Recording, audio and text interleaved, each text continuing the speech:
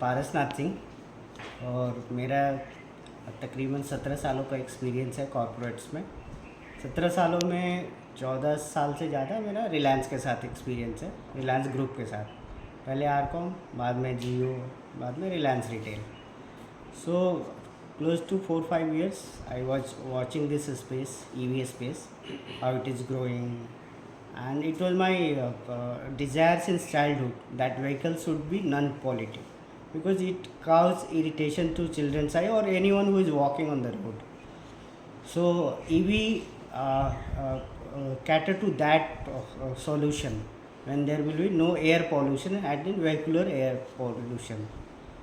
So since last year I was looking for training, but somehow it was not manageable because of very demanding job at Reliance retail. So in October I put my paper in Reliance and I have decided to do business in EV.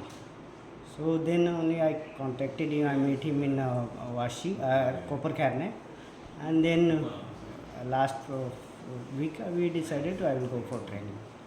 So my experience is good.